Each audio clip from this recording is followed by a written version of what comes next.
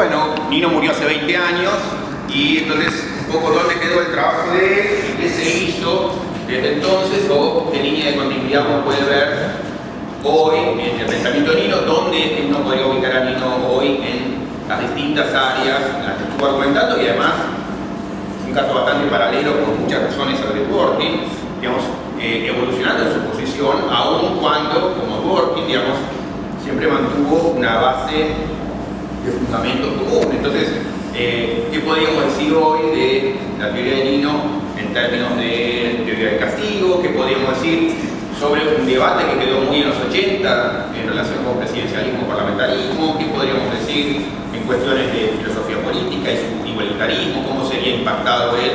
¿Cómo podría pensarse que se hubiera desarrollado su compromiso con autonomía, la idea de democracia liberativa, digamos, cómo pensarla hoy? O sea que hay feminismo, digamos, hay un montón de líneas en donde creo que hay sugerencias fuertes en el pensamiento de Nino que nos permiten, digamos, hacer esa continuidad, esa predicción de dónde hubiera estado con relativa tranquilidad, pero también hay, bueno, como dudas y cosas que uno podría agregar o reflexiones que uno podría tratar de deducir de el trabajo de Nino, aunque Nino no hubiera abordado temas aquellos en los que podemos pensar, la protesta, por ejemplo. Bueno, entonces esos son los, digamos, los dos compromisos que en principio podríamos hacer. A mí me interesaría impulsar post fin de seminario. Uno está básicamente confirmado para el 12 de septiembre, el otro, estamos poniendo fecha, habíamos pensado 26 de... ¿qué tal? Habíamos pensado 26 de septiembre, pero todavía eso está por confirmarse. Así que, bueno, eso para el futuro. Sobre esta reunión, bueno, algunas cosas introductorias.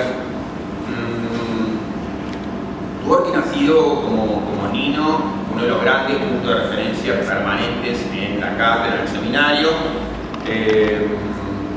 Ha sido una figura increíble en términos de la influencia que ha tenido en la teoría contemporánea. Digamos, yo ahí la vi, ustedes no se preocupen de leer esto, digamos, es ilegible, pero presenté esta hojita, digamos, porque ahí tiene el resumen de lo que acá dice, digamos, presenté su trabajo básicamente como dialogando permanentemente en tres áreas fundamentales, aunque uno podría extenderlo, pero claramente con mucho impacto en la filosofía del derecho, en la teoría constitucional y la filosofía política, y bueno, decía que fue un punto de referencia permanente, sigue siéndolo en la cátedra, y como entiendo que como tantos acostumbramos a pensar a Dworkin un poco impactado porque fueron los primeros escritos muy influyentes de Dworkin, sobre todo relacionados con los derechos en serio, digamos que fue traducido muy tempranamente y hubo también en Argentina por varias razones mucho impacto. Creo que es muy habitual que en la exposición de Dworkin nos quedemos ahí y como ha pasado mucha agua bajo el puente, bueno, interesaba usar esta sesión para bueno, traer un poquito más acá a Dworkin y para aquellos que enseñan Dworkin, bueno, tratar de removerlo un poco de ese lugar en el que estaba, que no es equivocado en cuanto a que Dworkin, digamos, afirmó lo que hoy es sentido común dentro del derecho, digamos, sobre respuesta correcta, Hércules, etc. Pero también es cierto que ese lenguaje lo dejó explícitamente de lado. Casos difíciles, respuesta correcta, reglas y principios y política. Entonces, seguir machacando sobre ese material, bueno, induce a errores porque el propio Dworkin deja de lado ese lenguaje, no por una cuestión meramente estética, sino porque en parte vio que daba lugar a críticas que en parte podían estar bien orientadas, pero que creo que apuntaban al lugar equivocado, y entonces, en parte por eso, por evitar críticas equivocadas, el propio Dworkin cambió su discurso, y en ese cambio de discurso obviamente se reflejaban también evoluciones en su pensamiento. Insisto, digamos, lo que vamos a ver es una evolución que es muy excepcional, pero que sí, entre otras cosas porque siempre estuvo anclada en algunas intuiciones muy fuertes y convicciones muy fuertes que se mantuvieron todo a lo largo, pero hubo estas variaciones con algunos ajustes que son importantes. Entonces, vamos escribiendo eso. Para cerrar con el último libro de él, que es Justicia para Erizos, en realidad es el anteúltimo porque creo que está saliendo ahora uno que compila, en realidad más que compilado, es un libro de él sobre cuestiones vinculadas con la religión, digamos. Él, como otro filósofo, quedó muy impactado por discusiones que se daban sobre la religión en los últimos años. Lo mismo pasó con Abraham, por ejemplo. Y en ese sentido, digamos, hay en Dworkin un diálogo permanente con la vida pública, tanto la vida académica como la vida política, la vida intelectual. Entonces, muchos de los trabajos de Dworkin son en realidad respuestas, diálogos con lo que estaba ocurriendo en el momento. Digamos, muchos de sus libros más importantes son directamente compilaciones de artículos que él escribía en diarios de circulación cotidiana, digamos, para entrar en debates cotidianos sobre el nombramiento de jueces o sobre, digamos, lo que era Vietnam, desobediencia civil, etc. Pero esto que quería enfatizar antes de ir un poquito más a los detalles, que hubo una continuidad, a pesar de los cambios extraordinarios del pensamiento de Dworkin, y ese último libro, Justicia para Erizos, también muestra un caso excepcional de alguien que al final de su vida, como que en ese libro tira todos los hilos juntos, significa todo, a un punto, como podría decir, exagerado, pero un libro que implica, digamos, poner dentro de un mismo esquema todo lo que él estuvo escribiendo y mostrar esto que él llama la unidad de valor con el que cierra su obra. Cierra su obra y al año muere. Cierra su obra después de publicar el libro y después de discutir el libro en algún seminario, uno en particular extraordinario en Boston, que está publicado también. Digamos, luego de hacer todo eso, bueno, fallece. En ese sentido hay también un paralelo, que yo diría en el caso de Dworkin todavía más notable y más exitoso, con lo que hizo, por ejemplo, Amartya Sen, que también hacia el final de su vida publicó el año pasado, el anteaño, un libro, digamos, en donde tiende a abarcar toda su obra. Es un libro que, y lo digo esto sin descalificativo, digamos, encuentra a Sen más avejentado y se nota, digamos, en esto de que acomoda todas las piezas sobre la misma mesa, pero es muy distinto del ejercicio que pudo hacer Dworkin, por fortuna, que es empujar su teoría más allá, juntar todos los hilos, tirar y, digamos, ir un paso más allá, notablemente, muy polémicamente, pero también muy notablemente.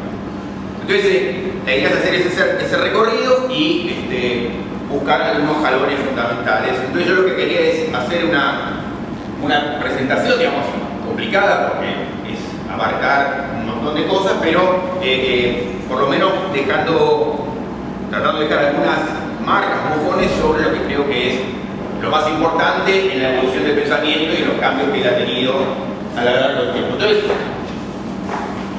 dos datos biográficos. Nace en 1931 en Rhode Island. Para mí no es un dato menor, Providence, Rhode Island, digamos, una provincia siempre rara en Estados Unidos, pero bueno, dejo eso de lado. Estudia, digamos, en Harvard, de ahí se va a Oxford. En Oxford es alumno de Harvard, inmediatamente destaca como alumno muy notable de Harvard. Esas discusiones primeras que seguíamos a ver tienen mucho impacto en su vida. Luego vuelve a los Estados Unidos, vuelve a Harvard, ejerce la profesión, va a trabajar con un juez, otro jalón muy importante en su vida, trabaja con el juez Leonard Hunt, también entonces eso es muy importante.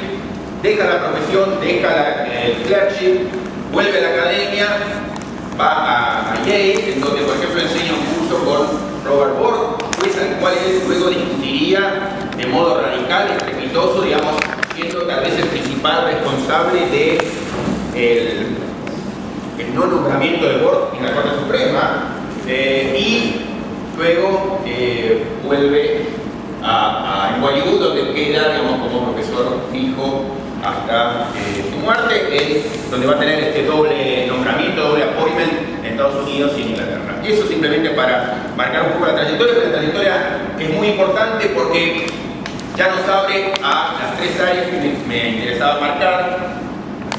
que son esta de filosofía del derecho, teoría constitucional y filosofía política. Voy a distinguir 3 áreas fundamentales y 4 periodos. Lo de los 4 periodos es arbitrario hasta un cierto punto, bueno, como toda clasificación, pero creo que tiene algún interés. En este primer periodo, yo pongo ahí que, digamos, lo podemos ordenar, lo que él hace, lo que él escribe, a la luz de 3 grandes discusiones y 3 grandes diálogos, en realidad, con lo que son, de algún modo, sus maestros y colegas. Uno, en filosofía del derecho, Herbert Hart, de quien había sido alumno. Otro es el juez Kant, del que había sido Clark. Y otro es Rawls, con el que había sido colega. Entonces, en filosofía del derecho, el eje ordenador primero es Hart, lo entiendo, digamos, en teoría constitucional, revisión judicial es el juez Kant, y en filosofía política es Rawls, digamos, el gran astro de la filosofía política contemporánea. Una nota sobre los 4 periodos, entonces, digamos que es, insisto, una manera posible de ordenar el pensamiento de Dworkin. Una segunda etapa, lo que voy a poner es como que él ya respondiendo al enorme embate crítico que recibe él y toda la filosofía política liberal igualitaria en los 70, finales de los 70, 80, que son las críticas que vienen de Critical Legal Studies, de los estudios críticos del derecho, que vienen del comunitarismo, por ejemplo, y eso tanto en Rawls como en Dworkin, como en Nino, va a implicar, Nino muere, digamos, en esa etapa. Dworkin y Rawls siguen argumentando, pero, digamos, Nino queda un poco la argumentación vinculada con esas discusiones que estuvo dando en los 80, digamos, con comunitarismo, con Critical Legal Studies y con también unas críticas que venían, digamos, en parte de esos sectores, en parte de otros, que acusaban lo que estaban haciendo Dworkin, Rawls y compañía como una movida elitista, digamos, como, bueno, muy centrada en los jueces, muy centrada en el gran decidor, en Hércules, etc. Entonces, segunda etapa como esta de respuesta a los grandes críticos, que yo creo que tiene enormísimo impacto en la obra de Dworkin. Una tercera etapa la pongo como de sofisticación de la teoría, que son las discusiones mucho más finas, no mucho más finas, sino, digamos, mucho más específicas, con Posner, análisis económico del derecho, Sunstein, entre otros, Rorty, Hart, que aparece el postscript de Hart, y Hart quiere argumentar también, digamos, a partir de ahí. Dworkin vuelve a responder, o sea, hay esto que yo llamo el periodo de sofisticación de la teoría, y el último periodo, que es este de cierre, que gira en torno de el libro de Erizo, digamos, Justicia para Erizo.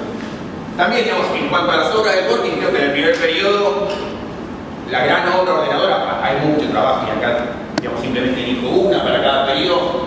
La gran obra ahí es Derechos en Serio, sobre todo algunos artículos, casos difíciles, el modelo de reglas. En el segundo periodo, Los Empire, digamos, el Imperio de la Justicia, un libro espantosamente traducido, pero está traducido. En el tercer periodo, bueno, hay varias obras, pero uno es sus estudios sobre igualdad y la virtud soberana como virtud central, como ideal central, y el último libro, digamos, es este de Justicia para Erizo. O sea que ahí tenemos un panorama más o menos importante de su trayectoria. Bueno, sobre todo para los que enseñan Dworkin, yo creo que hay efectivamente un corte muy importante entre la primera etapa y la segunda, y entonces lo voy a centrar muy especialmente en eso, aunque voy a querer decir cosas sobre los otros temas. Con Hart, digamos que era su maestro en Oxford, él desde el momento en que era alumno tiene discusiones muy fuertes, y ahí es donde, en su discusión con Hart, digamos, distinguido como el autor positivista, el autor que distingue derecho y moral, el autor que dice cuando pensamos en derecho, pensamos en las reglas y no pensamos en la moral, digamos, tenemos que pensar en lo que Dworkin llama, digamos, los hechos plenos, claros, abiertos, en todo caso el pedigrí de las normas, de dónde vienen las normas, cuáles son los orígenes de las normas, las fuentes, los sources, digamos, no mezclar cuando pensamos en derecho cuestiones que tienen que ver con la moral, entonces distinguir derecho y moral.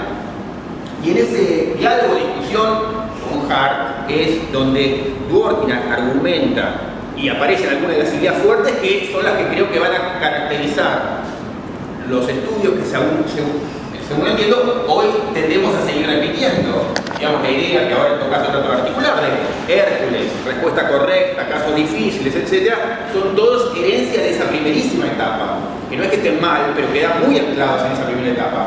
¿Qué es lo que dice Dworkin, digamos, contra Hart y contra esa primera versión más rudimentaria, contra la cual él discute el positivismo? Digamos que contra lo que sostenía Hart, en realidad hay una conexión entre derecho y moral, que no es fácil reconocerla, que no es fácil reconocer cuáles son los principios que anudan el derecho, pero digamos, cualquier persona y cualquier juez que se ponga a pensar, a reflexionar detenidamente sobre el caso que tiene enfrente, y él toma como ejemplo un Hércules, imagínese un juez que fuera como Hércules, que es capaz de argumentar profundamente, etc. Bueno, esa persona podría reconocer esos principios, pero finalmente eso lo puede hacer cualquiera de nosotros que reflexiona detenidamente sobre el derecho. El gran caso en el que piensa Dworkin, el gran caso que ejemplifica, digamos, el gran ejemplo que él usa ahí, es este caso de 1889, Rich versus Palmer. Es un caso que también Carrió en Argentina trabajó, digamos, Carrió tuvo vínculo tanto con Hart como con Dworkin, o sea que hay todo ese diálogo que también llega a Argentina. Carrió lo llamaba el caso del nieto apurado, era el caso del nieto que quiere heredar y mata al abuelo, porque quiere heredar ya. Entonces, en ese caso del nieto apurado, Rich versus Palmer, bueno, Carrió lo presenta como el caso del nieto apurado, Dworkin lo presenta contra Hart para decir que es un caso que obviamente muestra que cuando uno piensa sobre el derecho, piensa no solamente sobre las reglas escritas, sino también en ciertos principios. ¿Por qué? Porque dice, bueno, a nadie se le ocurriría concederle a esta persona la herencia una vez que mató a la abuela, digamos, una vez que cumplió la condena, bueno, ahora tenga la herencia. Digamos, y esa idea, o por lo menos no digo que ese sea un caso fácil, es un caso que él mismo considera difícil, pero que es un caso que llama la atención sobre cómo nos impacta esta idea de que debe haber algo más en el derecho que la regla escrita. Hay principios que están presentes en el derecho y que tienen que hacernos visibles, digamos que no podemos a la hora de pensar los derechos solamente pensar en reglas. Entonces, Dworkin hace esta distinción de que en los casos difíciles tenemos que pensar no solamente en reglas, sino en reglas y principios, que entonces el derecho no está, digamos, desvinculado de la moral, sino que la moral impacta sobre el derecho. Digamos, a la hora de pensar en derecho tenemos que pensar también en principios morales. Y entonces, contra lo que decía Hart, de que en esos casos en donde el juez no encuentra respuesta, tiene que actuar, digamos, con discreción, digamos, tiene que poner el derecho. Dworkin dice, no tiene nada que salir a buscar en el sentido de inventar, eso sería, digamos, contra la idea de retroactividad de la ley, digamos. No, el juez no tiene que salir a buscar nada para imponer nada nuevo, sino que en todo caso lo que tiene que arrastrarse son los principios que ya están inherentes en el derecho, o sea que ya venían de antes. Lo que tiene que hacer es salir a buscar. Claro que eso es difícil, y en estos casos difíciles es lo que hay que hacer. Entonces, como juez Hércules, en esos casos difíciles tenemos que buscar, digamos, cuáles son esos principios que están presentes en el derecho y ponerlos en la práctica. Una mínima nota al pie sobre casos difíciles y fáciles. Un poco el lenguaje viene de una crítica, una serie de críticas que le había hecho Leon Fuller a Hart, en donde atacaba a Hart, pero por los casos, digamos, fáciles. Lo que le decía Fuller a Hart era que en esos casos fáciles, muchos de esos casos, digamos, lo que requerían contra Hart no era quedarse con el lenguaje, digamos, pleno, palmario del derecho, sino ver el propósito de la ley, y toda esa línea de críticas vino por esos ejemplos que eso era muy propio de la filosofía analítica, que trataban de mostrar que lo que hacía Hart en realidad estaba equivocado.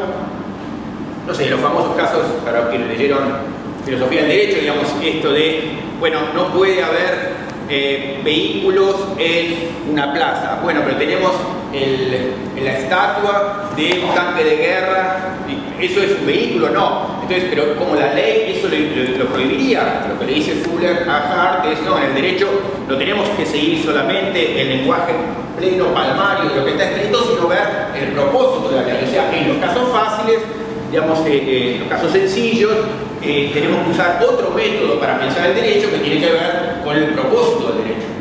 Bueno, a Dworkin en esa etapa lo que le interesa son estos casos difíciles que hacen como un llamado más explícito a la presencia de principios y obligan a pensar en principios. Pero digo, eso es algo que articula Dworkin desde su carácter de alumno de Hart y que escribe en 1967 en un artículo muy famoso que se queda incorporado en Los derechos en serio, que es el modelo de reglas 1. ¿Ves? Eso es como central en el primer Dworkin, y ese es un poco, creo yo, el lenguaje que seguimos repitiendo cuando hablamos de Dworkin hoy. Por eso es que eso me parece que está bien, pero es como quedarse con el Dworkin más viejo, digamos. Dworkin evolucionó mucho. Luego quedar muy especialmente ahí, y quiero hacer un desarrollo sobre todo a partir de ahí, pero dos notas importantes sobre sus otras dos grandes discusiones al mismo tiempo. Eso también, digamos, importante. Dworkin mantuvo permanentemente la discusión en todas las áreas. Si quieren, digamos, obviamente me interrumpen, preguntan o acotan algo, digamos, quien quiera. Pero dos cosas entonces sobre sus otras dos grandes discusiones del tiempo. Una es su discusión con Hand, con el juez Hand, con el que él trabajó después de haber sido alumno de Hart. Y con el juez Hand, él, digamos, tiene muchos escritos muy laudatorios de Hand como juez, pero al mismo tiempo lo criticó mucho teóricamente. Él era como el sparring de Hand. Y Dworkin siempre le discutió a Hand. Hand tenía esta idea del juez como, digamos, el riesgo de actuar contra la democracia. Entonces, el juez tenía que ser muy deferente hacia el legislador y el juez tenía que atarse las manos, digamos, intervenir en casos extremos, pero en principio lo que tenía que tener el juez era deferencia hacia el legislador.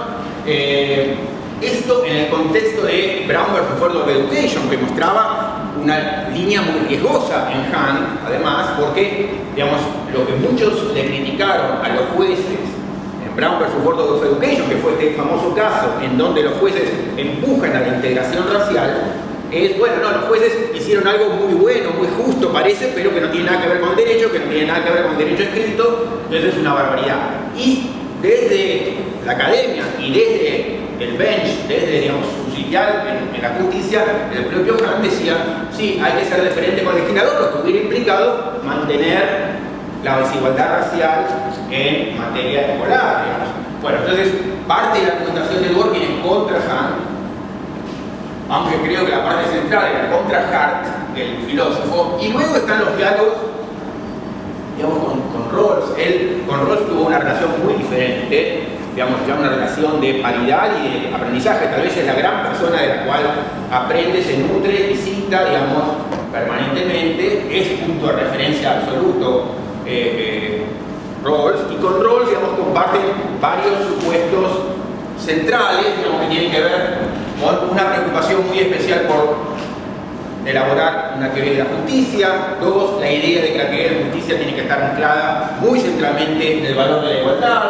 Tres, el tema del individualismo metodológico, pero también individualismo en un sentido que tiene que ver con otras de las críticas que eran centrales en Dworkin y en Rawls, que eran las críticas al utilitarismo y al welfarismo, en la idea de que no podía tomarse a las personas como medio, que una cosa era hacer algo por el bienestar agregado, pero nunca podía dejar de pensarse en la situación de cada uno. Por eso los dos impugnan muy fuertemente el utilitarismo, que, digamos, en tren de maximizar el bienestar general, bueno, teóricamente al menos abre la puerta para el sacrificio de algunas personas en nombre de un todo, y eso es algo con lo cual Dworkin y Rawls permanentemente debaten y critican. En ese sentido también una nota para mí interesante, digamos, aunque por ahora no voy a profundizar mucho en eso, pero muy importante en Dworkin, digamos, que tiene que ver con algo que he señalado antes, que es el compromiso permanente de Dworkin con cuestiones de interés público, y este individualismo, esta idea de justicia, este ideal igualitario,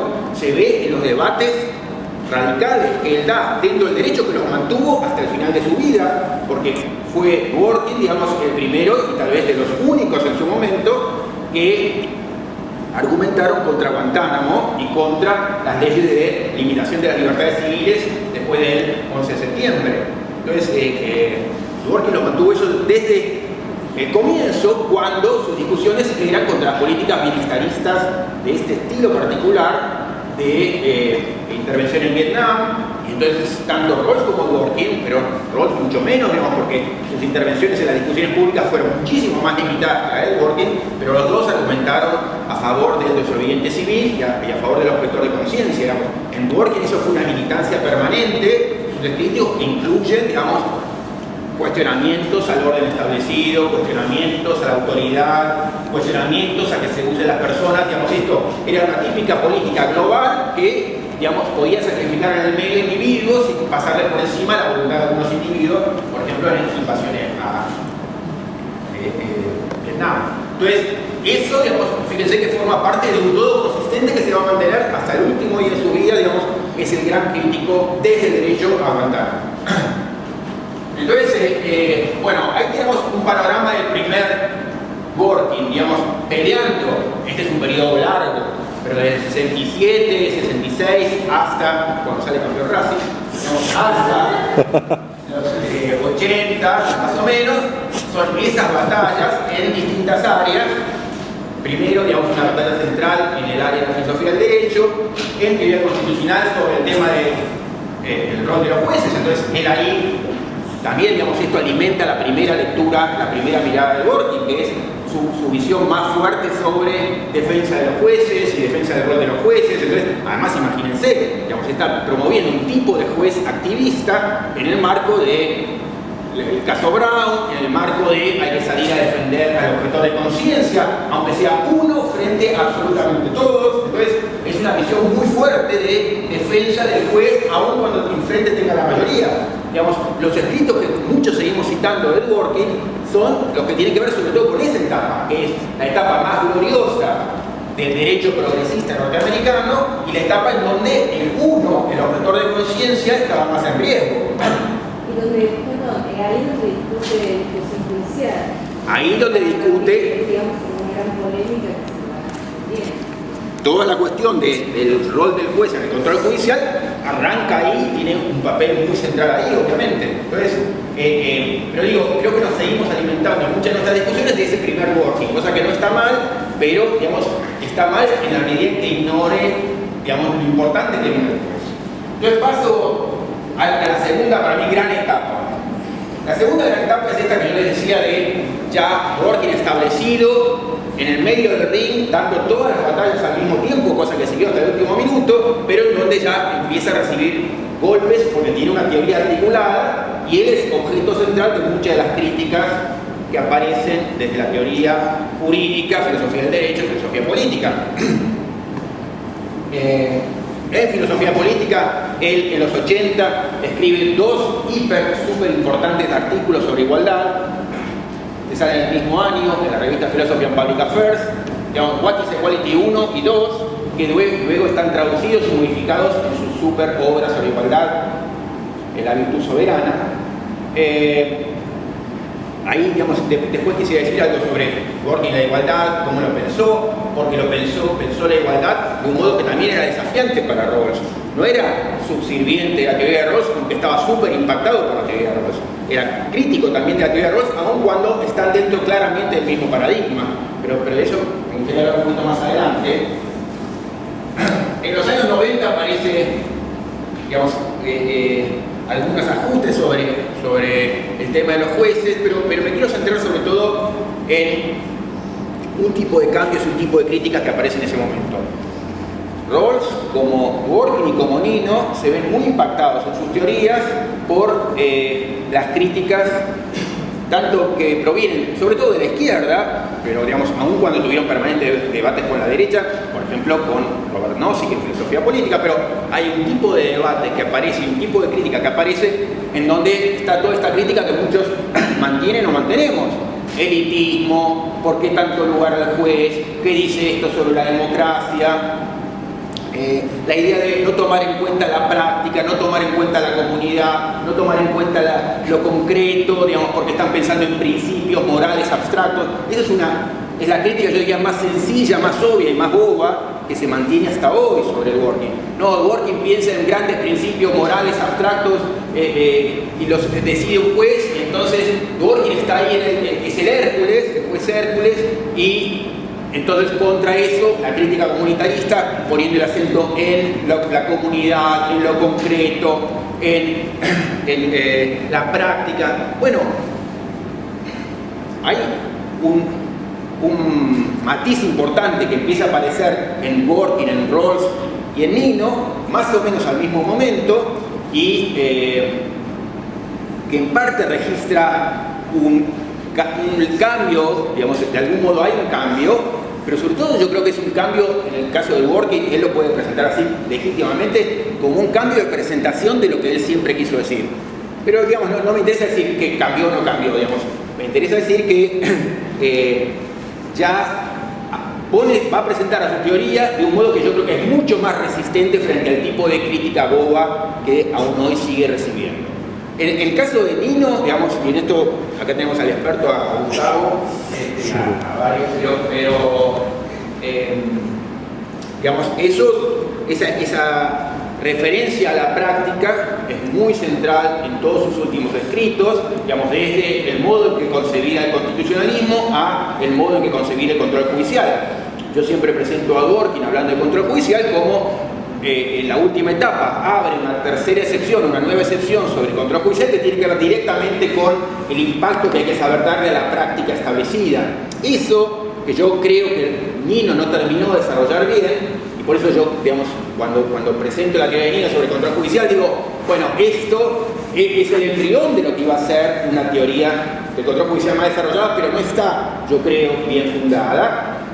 Cumplió un papel importante, se puede, digamos, fortalecer, pero tal como quedó presentada yo creo que todavía era débil, porque Nino muere ahí, digamos, en esos años, en donde está registrando este impacto que registran todos en términos de cómo le damos cabida a las críticas que hace el comunitarismo. En el caso de Rawls, digamos, hay un artículo que es el que cambia un poco todo el escenario, que es un artículo del año 85, que es Political Non-Metaphysical, en donde, digamos, y fíjense, el artículo de Rawls aparece en el 85, Dworkin publica en el año 86 Los Empire y muestra el mismo tipo de impacto que Rawls. O sea, acá hay que dar una respuesta diferente, hay que dar algún tipo de reacción frente a este tipo de críticos que nos están queriendo socavar lo que venimos defendiendo hace tiempo. Entonces ahí aparece en Dworkin un giro importantísimo, al menos en la presentación de la teoría, que, insisto, pone en muchas más dificultades a los críticos, a la crítica boba que decía.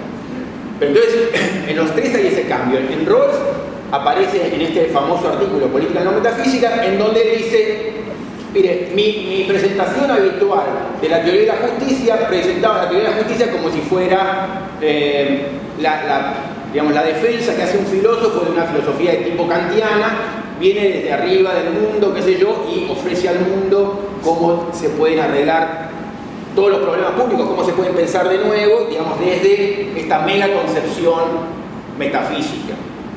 Y él dice, ahí hay en parte una mala interpretación de lo que he dicho, y en parte hago una rectificación. Dice, yo hoy, desde ahora, no me voy a ocupar de los problemas así metafísicos más abstractos, sino de cómo encontrar formas de acuerdo teóricamente. Cómo hoy, con estas condiciones en Estados Unidos o en la comunidad que usted esté, podemos fijar acuerdos que nos permitan vivir juntos, parados en una sociedad más justa que esta y, digamos, asumiendo esto de lo que él llama el hecho del pluralismo, el hecho de que pensamos y vamos a seguir pensando muy diferente, que algunos son kantianos, otros son antikantianos, otros son... Bueno, ese es el tipo de giro que hace Rawls. Dworkin no acepta explícitamente que hace un giro, pero hay algo que cambia, aunque sea muy centralmente en la presentación, y en eso me quiero concentrar. Y eso aparece en Los Empire. Entonces, digamos, este es el, entre comillas, quiebre más importante que a mí me interesa remarcar en la trayectoria del pensamiento de Dworkin y que creo que digamos, es súper significativo para entender todo lo que hizo y cómo hoy Dworkin defendía su teoría. Entonces, cosas sobre Lost Empire y cómo él vuelve a presentar sus cosas. The Lost Empire es su famoso ejemplo del rol del juez y la interpretación jurídica como en paralelo con lo que es el escribir una novela en cadena. La idea de novela en cadena aparece acá. Para mí, digamos, aun cuando a veces con Marcelo, con Gustavo, con gente, digamos, hablamos del ejemplo de la catedral, que de algún modo presentaba a Nino como paralelo, sofisticación, digamos que Nino y otra gente, digamos, Calabresi antes, habían usado para pensar lo que decía Dworkin con la idea de la novela en cadena. La novela en cadena y la idea de integridad, que son las centrales en Lost Empire, cambian todo el panorama, digamos, todo va a ser distinto, al menos en la presentación. Entonces me voy a querer centrar 5 minutos, aunque sea en el tema de la novela en cadena, que es crucial para entender al nuevo Dworkin. Alguna cosa más, sí, que la aparición de Lost Integrity, novela en cadena, etc., implica que Dworkin abandona la idea de Hércules, la idea de reglas y principios, la idea de principios y política, la idea de casos difíciles, la idea de alguna más,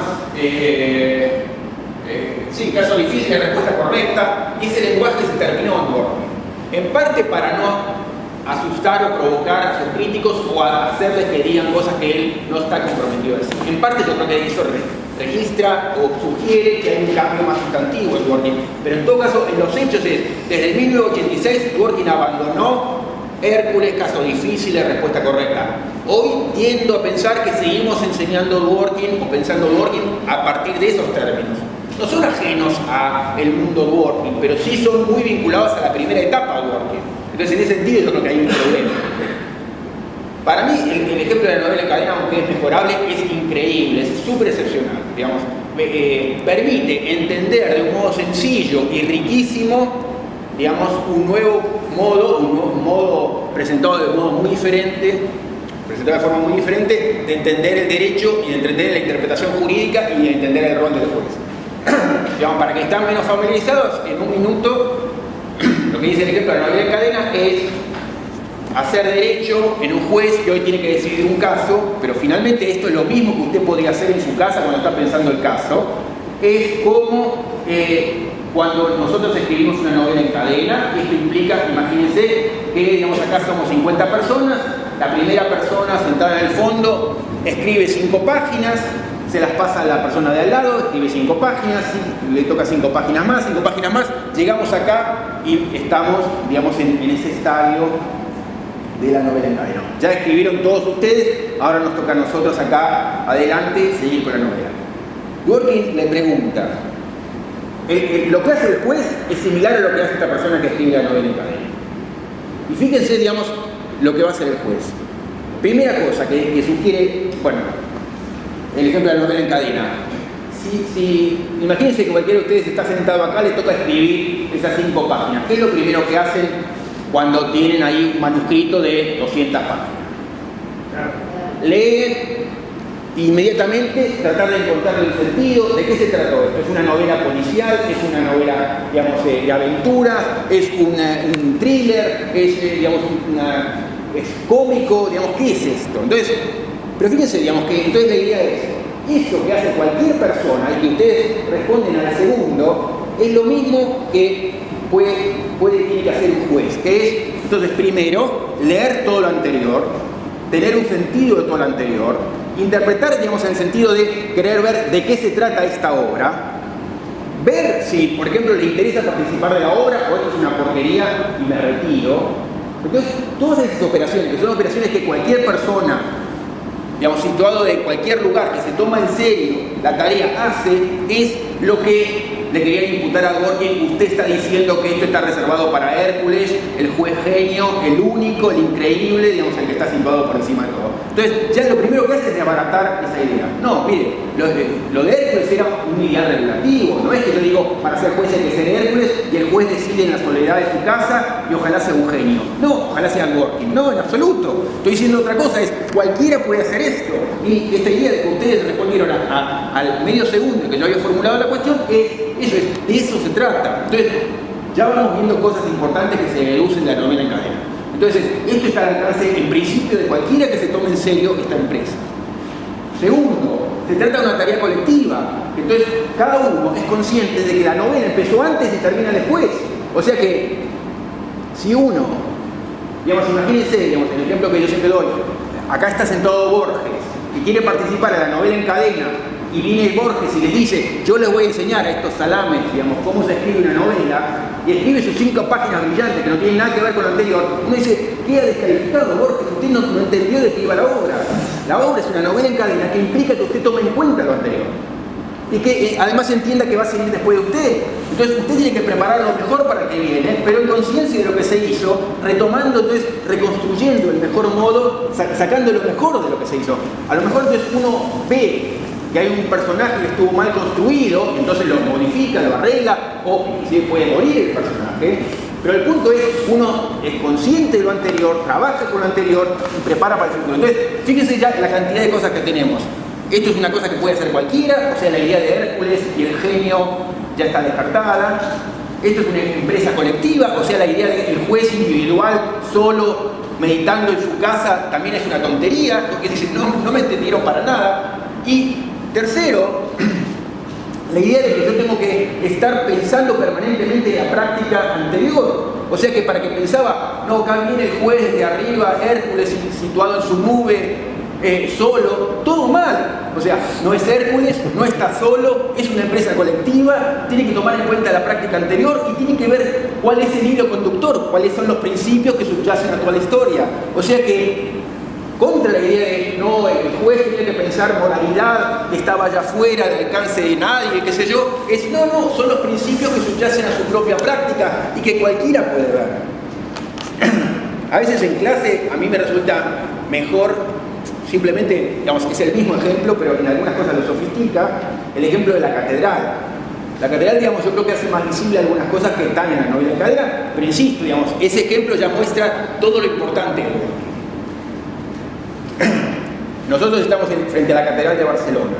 Cualquier persona que entiende mínimamente arquitectura dice es una catedral gótica. Y uno puede decir, bueno, contratamos a un nuevo estudio de arquitectos. Entonces imagínense que vienen los arquitectos por modernos y dice, no, tengo una idea increíble. Bueno, digamos, esa gente quiere aplicar eso en la Catedral de Barcelona y todo el mundo, un turista japonés, un catalán, cualquiera, dice esto es ridículo, no tiene nada que ver. Uno puede decir, bueno, a ver, digamos, tiene espacio para la creación, pero esto tiene que ser consciente y en diálogo con lo anterior. Digamos, tiene que ser consciente que hay una comunidad que estuvo escribiendo esto antes. Entonces, fíjense cómo de la crítica comunitarista, él, a diferencia de Rolf, que es mucho más generoso con sus críticos y dice, estoy respondiendo, hasta acá sí, hasta acá no, Dworkin no le concede nada a nadie. Pero bueno, no importa, pero es el mismo punto, acá está al menos concediendo en el lenguaje diciendo hay cosas que yo ya no las quiero presentar como las presentaba y de hecho dejó de presentarlo como lo presentaba porque dicen esto me da como resultado que me critiquen de un modo tonto, que me digan elitista, juez en la soledad, Hércules quiere decir que hay que ser genio para ser juez, nada que ver, práctica entonces es ser consciente de la práctica. La novela en cadena decía, se puede pensar mejor con el ejemplo de la catedral, en esto de que si nosotros construimos una serie de columnas románicas en la catedral gótica, no hay que ser el genio para mirar esa catedral y decir, acá hay algo disonante. A lo mejor podemos acordar, toda la comunidad puede decir, bueno, esto queda bien, pero en principio todos vemos que ahí hay algo que es disonante. Y entonces, ¿qué tenemos que hacer contra eso? Es posiblemente la mejor participación que podemos hacer hoy como equipo de arquitectos que llega a la catedral y que vamos a trabajar en la catedral los próximos 20 años es tirar abajo. Entonces fíjense, digamos, esto también en términos de interpretación del derecho. Obvio que tiene complicaciones enormes cuando hablamos del derecho, pero pero no son tan increíbles esas complicaciones. Digamos, eso quiere decir que por un lado yo reconozco lo anterior, pero no soy un originalista que porque un día alguien plantó la bandera de la Catedral Gótica, digamos, ya no me puedo salir de ese modelo. No, hay muchas cosas que puedo hacer, hay muchas cosas que se pueden mejorar, y puede ser que a mí, digamos, esa obra colectiva me parezca un horror y no quiera participar de ella, pero si participo es porque entiendo que ahí hay un valor, que es un valor que mi comunidad le reconoció, y tengo que ser capaz de honrar ese valor colectivo. Entonces, el Borges en la novela en cadena, o el Niemeyer en la arquitectura, que viene y dice, acá mi estudio va a generar todo de nuevo, el nuevo derecho, que es mucho lo que le imputaban a Dworkin. Y Dworkin dice, no, se equivocó, nada que ver, lo hace pésimo si lo hace así. Es otra cosa lo que está en juego. Entonces, y eso no implica ser subserviente de la práctica, no implica ser conservador, no implica, digamos, reproducir lo que ya está hecho, sino ver cómo se le puede dar mejor continuidad. Ese es lo que en el esquema interpretativo él lo presenta con la idea de fit y best light, digamos, de encaje y mejor luz, ver cómo encaja mi proyecto con las distintas alternativas que son continuidades, digamos, posibles de lo anterior, y luego elijo una entre esas alternativas que sea la que entiendo que mejor reconstruye todo lo hecho. Bueno, eso en el caso de la interpretación jurídica, a Dworkin lo lleva a pensar que, otra vez, en la práctica, no en la filosofía del loco, digamos, aristotélico, en la platónico, digamos, en la práctica, y él, a la hora de pensar el derecho de Estados Unidos, pero obviamente que él diría lo mismo si estuviera